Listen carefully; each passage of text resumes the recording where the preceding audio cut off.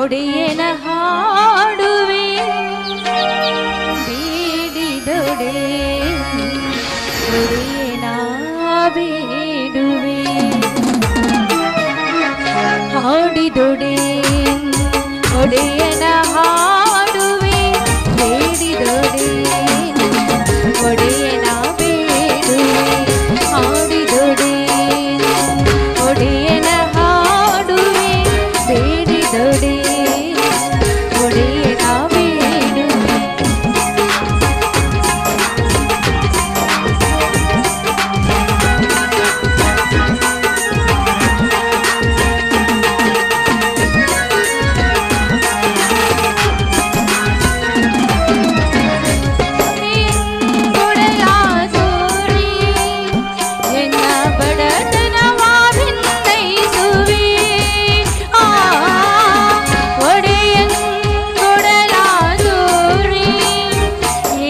ಬಡತನವ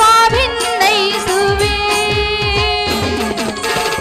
ಒಡೆಯ ಮಹಾದಾನಿ ಕೂಡಲ ಸಂಗಮ ಒಡೆಯ ಮಹಾದಾನಿ ಕೂಡಲ ಸಂಗಮ ದೇವರಿಗೆ ಶರಣಗೊತ್ತಿ ಬೇಡುವೆ ದೇವರಿಗೆ ಶರಣಗೊತ್ತಿ ಬೇಡುವೆ ಹಾಡಿದೊಡೆ ಒಡೆಯನ ಹಾಡುವೆ ಬೇಡಿದೊಡೆ ಒಡೆಯನ ಬೇಡುವೆ ಹಾಡುವೆ ಬೇಡುವೆ ಹಾಡುವೆ ಬೇಡುವೆ ನರವಿಂದದೊಳಗಿನ ಹುಲುಗಿರಿಯ ವಾಡಿ ನರವಿಂದದೊಳಗಿನ ಹುಲುಗಿರಿಯ ವಾಡಿ ಸಲಹುತ್ತ ಶಿವ ಶಿವ ಎಂದಾಡಿಸಿಯ ಸಲಹುತ್ತ ಶಿವ ಶಿವ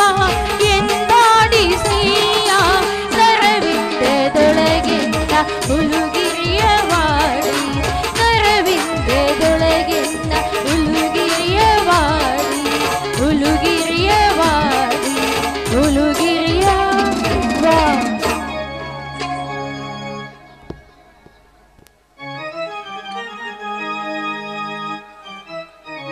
ಹೇ ತಂದೆ ಬೊಮ್ಮಲಿಂಗೇಶ್ವರನೇ, ಈ ಭವದೊಳಗೆ ನಮ್ಮಂತ ಬಡ ಕೋರೆಯರ ಕಣ್ಣೀರಿನ ಅಭಿಷೇಕ ನಿನಗೆ ತುಂಬಾ ಪವಿತ್ರವಾಗಿದೆ ಅಲ್ವೇ ತಂದೆ?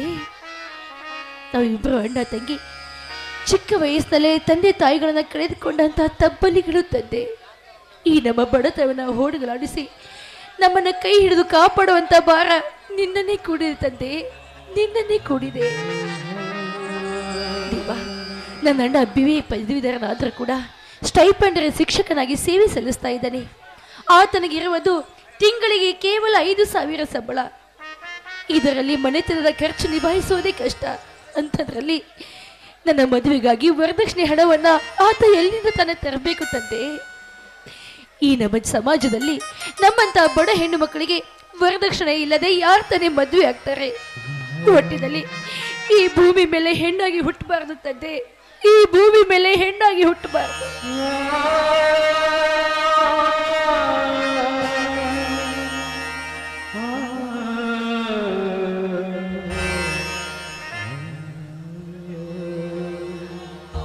ತಂಗಿ ಶೀಲಾ,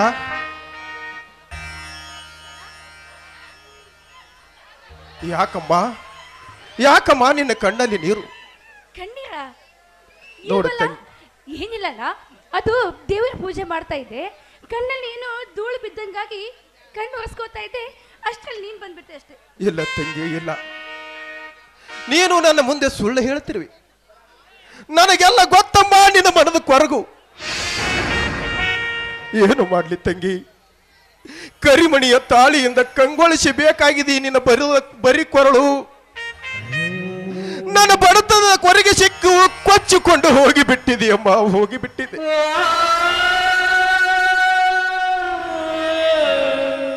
ಈ ನಿನ್ನ ಬರಿ ಕೊರಳು ನೋಡಿದ ತಕ್ಷಣ ನನ್ನ ಹೃದಯದಲ್ಲಿ ಕತ್ತರಿ ಇಟ್ಟಂತೆ ಆಗುತ್ತದೆ. ನಿಜವಾಗಿ ಬಡವರಾಗಿ ಹುಟ್ಟಬಾರದಮ್ಮ, ಈ ಭೂಮಿ ಮೇಲೆ ಹುಟ್ಟಬಾರದು ತಂಗಿ. ಒಳಿತಣ್ಣ, ಅಣ್ಣ, ಇದು ಕಾಲಚಕ್ರ ಅಣ್ಣ. ಯಾವಾಗ ಯಾವ ರೀತಿ ಯಾವ ತರ ಹೊರಳುತ್ತದೆ ಅಂತ ಯಾರಿಗೂ ಹೇಳೋದಕ್ಕೆ ಸಾಧ್ಯವಿಲ್ಲ. ಬಂದ ಕಷ್ಟಗಳನ್ನೆಲ್ಲ ಧೈರ್ಯದಿಂದ ಎದುರಿಸ್ಬೇಕೆ ವಿನಃ ಈ ರೀತಿ ಕಣ್ಣೀರ್ ಹಾಕ್ಬಾರ್ದಣ್ಣ, ಕಣ್ಣೀರ್ ಹಾಕ್ಬಾರ್ದು ಅಣ್ಣ. ನಾನು ಮಾತಾಡಿರೋ ಮಾತಿನಲ್ಲಿ ಏನಾದರೂ ತಪ್ಪಾಗಿದ್ರೆ ದಯವಿಟ್ಟು ಕ್ಷಮಿಸ್ಬಿಡಣ್ಣ, ನನ್ನನ್ನು ಕ್ಷಮಿಸ್ಬಿಡ. ಇಲ್ಲ ತಂಗಿ, ಇಲ್ಲ, ತಪ್ಪು ಇರುವುದು ನಿನ್ನದಲ್ಲಮ್ಮ, ನನ್ನದೇ. ಏಕೆಂದರೆ ಕಾಡಗಿಡದಲ್ಲಿ ಸುಡುವ ಕಟ್ಟಿಗೆಯಂತೆ ನೊಂದು ಬೆಂದು ಬಳಲುತ್ತಾ ಬಂದೆವು. ಆದರೆ ನನಗಿಂತಲೂ ನೀನು ಧೈರ್ಯವಂತಿಯಾಗಿ ಈ ಮನೆತನದ ಮಾನ ಮರ್ಯಾದೆಯನ್ನು ಕಾಪಾಡಿಕೊಂಡ ಬಂದ ಈ ಭಾರತದ ಆದರ್ಶ ಕುವರಿ ಇವಳೇ ಎಂದು ಇಡೀ ಸಮಾಜವೇ ನಿನ್ನನ್ನು ಹೊಗಳುವಾಗ ನೀನು ನನ್ನ ತಂಗಿಯಾಗಿ ಹುಟ್ಟಿ ಬಂದದಕ್ಕೂ ನನ್ನ ಜನ್ಮ ಸಾರ್ಥಕವಾಯ್ತಮ್ಮ, ಸಾರ್ಥಕವಾಯ್ತು.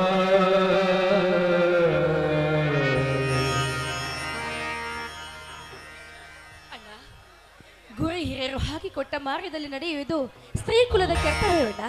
ಅದನ್ನೆಲ್ಲ ಬಿಟ್ಟು ಮನೆಯವರ ಕಣ್ಣಲ್ಲಿ ಮಣ್ಣೆರಚಿ ಕೆಟ್ಟದಾಗಿದ್ದು ಹೆಣ್ಣಿನ ಕರ್ತವ್ಯ ಅಣ್ಣ. ಆದ್ರೆ ಮನೆಯವರ ಕಣ್ಣಲ್ಲಿ ಮಣ್ಣೆರಚಿ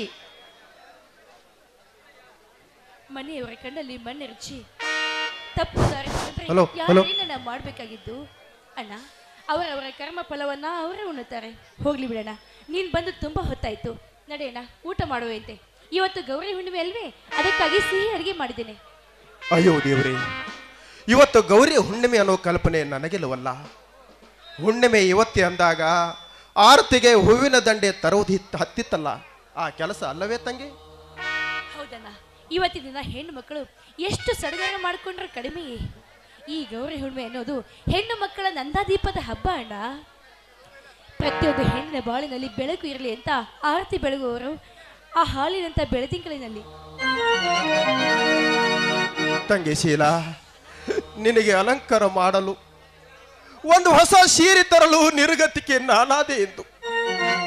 ಏನು ಮಾಡಲಿ ತಂಗಿ, ಸಂಬಳ ಬರಲು ಇನ್ನ 4-5 ದಿವಸ ಗತಿಸಿದ ಮೇಲೆ ಕೈಯಲ್ಲಿ ನೋಡಿದ್ರೆ ಬಿಡಿ ಕಾಸು ಕೂಡ ಇಲ್ಲ.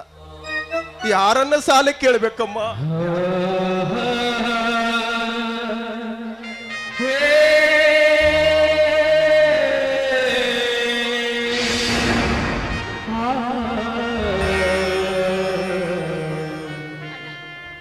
ಯಾವ ಚಿಂತೆನೂ ಮಾಡಬೇಡ, ಇವತ್ತು ಹಬ್ಬ ಅಲ್ವೇ, ಸಂತೋಷದಲ್ಲಿ ತೇಲಾಡಬೇಕು, ಹಾಡಿ ನಲ್ದಾಡಬೇಕು. ಅಣ್ಣ, ಈ ನಿನ್ನ ತಂಗಿಗಾಗಿ ಒಂದು ಹಾಡನ್ನು ಹಾಡೋದಿಲ್ವೇ?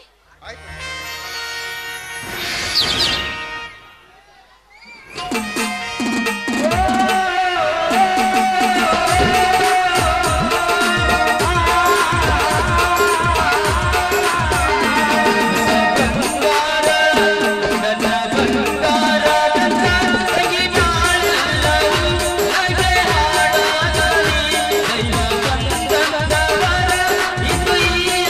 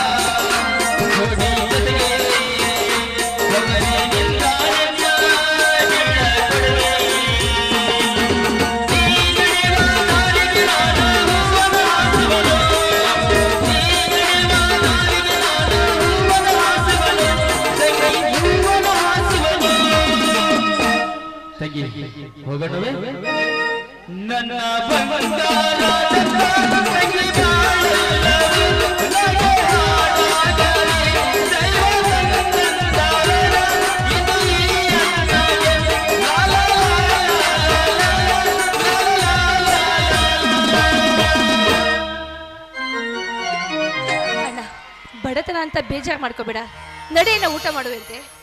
ಹಲೋ ಜಗದೀಶ್, ನೀನು ಯಾರನ್ನು ಸಾಲ ಕೇಳುವುದು ಬೇಕಾಗಿಲ್ಲ, ಇಷ್ಟೊಂದು ಚಿಂತಿಸುವುದು ಬೇಡ.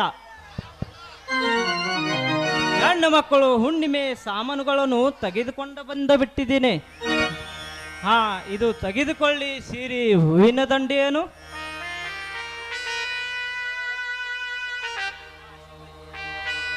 ಏಕೆ ಮಿತ್ರ, ಆಶ್ಚರ್ಯವಾಯ್ತೇನು ನಾನು ಇದಕ್ಕಿದ್ದಂಗೆ ಬಂದುದು? ಪ್ರಕಾಶ್, ನಿಜವಾಗಲೂ ನೀನು ನನ್ನ ಮನೆಗೆ ಬಂದಿರುವೆಯೋ ಅಥವಾ ದೇವ ಮಂದಿರದಲ್ಲಿ ಬಂದಿಯೋ ಒಂದು ತಿಳಿದಾಗಿದೆ. ಪ್ರಕಾಶ್, ಪ್ರಕಾಶ್, ನನ್ನ ಪ್ರಾಣಕ್ಕಿಂತಲೂ ಮಿಗಿಲಾದ ಪ್ರಾಣ ಸ್ನೇಹಿತಂದ್ರೆ ನೀನೇ ನೋಡು.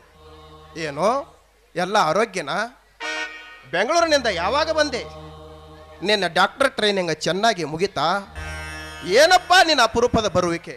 ನೋಡು ಮಿತ್ರ, ನಾನು ಇಲ್ಲಿಗೆ ಬಂದು ಅರ್ಧ ಗಂಟೆವಾಯಿತು. ನೀವು ಅಣ್ಣ ತಂಗಿ ಇಬ್ಬರು ಮಾತನಾಡುವುದನ್ನು ನಾನು ಮರೆಯಲ್ಲಿ ನಿಂತು ಕೇಳ್ತಾ ಇದ್ದೆ. ನಿಮ್ಮ ನೋವ ನಲಿವಿನ ಮಾತು ಕೇಳಿ ನನಗೂ ನಿಜವಾಗಲು ದೂರದಿಂದ ಬಂದ ಪ್ರಯಾಣದ ಬೇಸರ ಕ್ಷಣದಲ್ಲಿ ಮಾಯವಾಯಿತು. ಇಂಥ ತಿಳುವಳಿಕೆ ಇರುವ ತಂಗಿಯನ್ನು ಪಡೆದು ನೋವ ನಲಿವಿನ ಜೀವನ ಸಾಗಿಸುವ ನೀನೇ ಪುಣ್ಯಶಾಲಿ ಅಲ್ಲವೇ ಶೀಲಾ? ನಿಜವಿದೆ ನೀವು ಹೇಳುವ ಮಾತು. ನೋಡಿ, ಕಷ್ಟಗಳು ಮನುಷ್ಯನಿಗೆ ಬರ್ತವಲ್ಲದೆ ಗಿಡ ಮರಗಳಿಗೆ ಬರುವುದಿಲ್ಲ. ಬಂದದ್ದೆಲ್ಲ ಬರಲಿ, ಆ ಗುರುವಿನ ದಯೆ ಹೊಂದಿರಲಿ. ನೋಡಿ, ನಿಮ್ಮಿಬ್ಬರ ಈ ಸ್ನೇಹ ಉಸಿರಿರುವವರೆಗೂ ಹಸಿರಾಗಿರಲಿ. ನಿಮ್ಮಿಬ್ಬರ ದೇಹಗಳು ಎರಡಾದ್ರೂ ಹೃದಯ ಒಂದಾಗಿರಲಿ ಅಂತ ಆ ದೇವರ ಹತ್ರ ಕೇಳ್ಕೊತೀನಿ. ಶೀಲಾ, ನಾವು ಇಬ್ಬರು ಬಾಲ್ಯದಿಂದಲೇ ತಾಯಿ ತಂದೆ ಕಳೆದುಕೊಂಡು ನತದೃಷ್ಟರು. ಬಾಲ್ಯದಿಂದಲೇ ನಾವು ಇಬ್ಬರು ವಿದ್ಯಾಭ್ಯಾಸ ಕೂಡಿ ಮಾಡುತ್ತಾ ಬಂದೇವಿ. ಆದರೆ ಈ ನನ್ನ ಗೆಳೆಯನು ಬಾಳು ಕಣ್ಣೀರನ್ನು ಗೋಳಾಯ್ತು. ಇದು ಒಂದು ಘಟನೆ ನನ್ನ ಹೃದಯವನ್ನು ಕೊರೆಯುವ ಕರ್ಗಸವಾಯಿತು. ನಾನು ನನ್ನ ಚಿಕ್ಕಪ್ಪನ ಸಹಾಯದಿಂದ ಬಹಳಷ್ಟು ಓದಿ MBBS ಪದವಿ ಪಡೆದುಕೊಂಡೆ. ಇಲ್ಲವಾದರೆ ನನ್ನ ಗತಿ ಏನಿತ್ತೋ ಏನೋ, ಯಾರ ಬಲ್ಲವರು. ಇದು ಎಲ್ಲ ಆ ದೇವರಾಟ. ಈ ಜೀವನೆಂಬ ನಾಟಕದಲ್ಲಿ ನಾವು ಎಲ್ಲ ಪಾತ್ರಧಾರಿಗಳು. ಆ ಬೊಮ್ಮಲಿಂಗೇಶ್ವರ ಹೇಗೆ ಆಡಿಸ್ತಾನೆ ಹಾಗೆ ಆಡಬೇಕಲ್ಲ.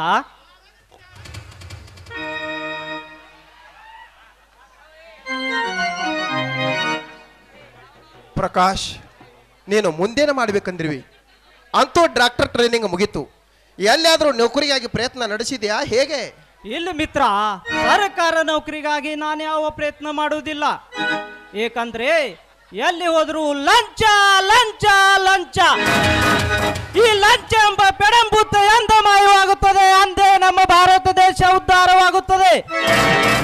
ಹೇಗೋ ನಾನು ಡಾಕ್ಟರ್ ಟ್ರೈನಿಂಗ್ ಫಸ್ಟ್ ಕ್ಲಾಸ್ನಲ್ಲಿ ಪಾಸ್ ಆಗಿದೆ ಅಂದಾಗ ಇದೇ ಊರಲ್ಲಿ ಸರ್ಕಾರ ನೌಕರಿ ಸಂಬಳಕ್ಕಿಂತ ಸ್ವಂತ ದುಡಿದು ನಿಷ್ಠೆಯಿಂದ ಜಾಸ್ತಿ ಸಂಬಳ ಪಡೀತಾ ಈ ಸಾರ್ವಜನಿಕ ಸೇವೆ ಮಾಡುತ್ತೇನೆ. ಆರೋಗ್ಯವೇ ಭಾಗ್ಯ ಎಂಬುದು ಈ ಹಳ್ಳಿ ಜನರಿಗೆ ತಿಳಿಸಿಕೊಡ್ತೇನೆ. ಅಂತೂ ಡಾಕ್ಟರ್ದ ಬಹಳ ಆಶೆ ಇತ್ತು ಈ ಹಳ್ಳಿ ಮೇಲೆ. ನಿಮ್ಮಂತ ಆರೋಗ್ಯ ರಕ್ಷಕರಿಂದಲೇ ನಮ್ಮ ಊರು ಉದ್ಧಾರ ಆದರೆ ಸಾಕು. ಏನಮ್ಮ ಶೀಲಾ, ಅಣ್ಣ ಬರೀ ಹಾಳ ಜೀವನದ ಬಗ್ಗೆ ವಿಚಾರಿಸು ನಿತ್ತರೆ ನಮ್ಮ ಪಾಪ ಹೊಟ್ಟಿಗತಿ ಏನು? ಅಲ್ವಾ? ಪ್ರಕಾಶ ಬಹಳ ದೂರದಿಂದ ಬಂದಿದ್ದಾನೆ. ಹಸಿವಾಗಿರ್ಬೇಕು, ಊಟಕ್ಕೆ ಕೂಡ್ತೇವೆ, ಊಟ ಬಡಿಸಿ ನಡಿಯಮ್ಮ. ನಡ್ರಣ್ಣ, ಇಬ್ರು ಸೇರಿ ಊಟ ಮಾಡೋರಂತೆ. ಹೌದು ನಡೆಯ ಶೀಲಾ, ನನಗೂ ಬಹಳ ಹಸಿವಾಗಿದೆ. ಬನ್ನಿ ಬನ್ನಿ. ಹಾ ಶೀಲಾ, ಇವತ್ತ ನೀನು ನಾನು ತಂದಿರುವ ಹೊಸ ಸೀರೆ ಉಟ್ಟಿಕೊಂಡು ಹೂವು ಮುಡಿದುಕೊಂಡು ಆರತಿ ಬೆಳಗಲಿಕ್ಕೆ ಹೋಗ್ಬೇಕು ತಿಳಿತೆ. ಖಂಡಿತವಾಗಿ. ಬನ್ನಿ, ಎಲ್ಲರೂ ಸೇರಿ ಊಟ ಮಾಡೋರಂತೆ.